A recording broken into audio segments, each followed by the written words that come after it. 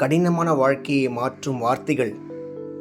உங்களுக்கு தொந்தரவு தரும் கடினமான வேலை என்பது வேலை இல்லாமல் இருக்கும் ஒருவரின் கனவு.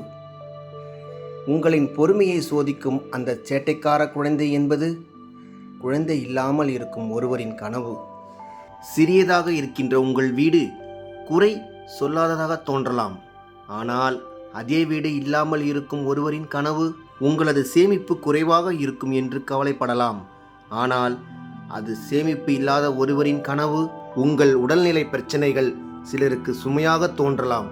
ஆனால் அது உயிருக்கு போராடும் ஒருவரின் கனவு.